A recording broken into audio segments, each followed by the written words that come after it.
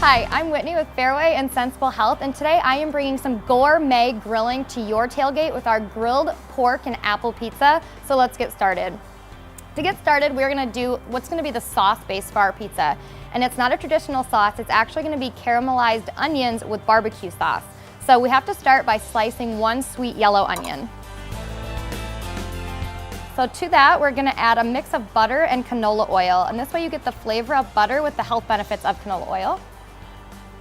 A mixture of salt, pepper, and dried thyme, and then brown sugar. Before I get my onions on the grill, I'm also going to get my pork ready because I want that to have time to cook and completely cool before my onions are done. That way I can slice it. And I'm going to use the same salt, pepper, and thyme base on my pork chop. So I've already got my onions on the grill, and you really can't overcook these. You want to let these go for at least a half an hour to 40 minutes if you're cooking these on game day. So I'm going to get my meat cooking for our pizza, and I have one boneless butterfly pork chop, and mine is about a pound. And this one will take about 15 to 20 minutes, but you just want to go off the internal temperature. It should reach about 145 degrees. And then we're also going to put a piece of bacon on top of our pizza, and you can see I have it on a piece of aluminum foil. That way our bacon doesn't just flare up all over the place. I've taken my pork chop and my bacon off the grill to let them cool, and you can see that my onions have reduced down a lot, and I've only used one onion, and that should cover our whole pizza. So I'm gonna get a nice char on the top of our pizza right now because that's gonna add a lot of flavor, but I don't wanna cook the bottom side yet. So the first thing you wanna do is brush the top of your crust with some canola oil. Now place your pizza top side down on the grill, and while you have that top side down, you wanna brush this bottom side with some canola oil.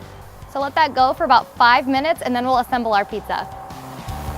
We are back to assemble our pizza, and I've already put my onions down on my crust, and next I'm gonna add some barbecue sauce, and you can use whatever kind is your favorite. I'm just using original.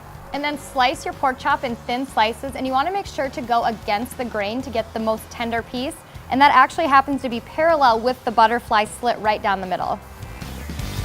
Next, slice one Red Delicious apple, and we're gonna leave the skin on this one. And I like the Red Delicious because they're very sweet and they don't add a really tart flavor to our pizza. They just complement what we already have going.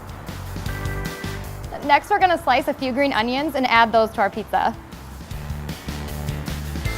For our cheese, we're gonna use a block of sharp cheddar cheese, and I'm using a block, and I'm gonna cut it into cubes because I think then we get more of the pairing between the sharp cheddar and the apple compared to if we just used a shredded cheese. And our last ingredient is that slice of bacon we cooked, and we're gonna cut this into small pieces and sprinkle it over the top. Finally, just put your pizza back on the grill over low heat until the cheese is melted. Our grilled pork and apple pizza is completely finished, and you might wanna try serving yours with some extra barbecue sauce on the side. If you want this recipe or any others, you can visit fareway.com. And remember, the most important ingredient in any recipe is family.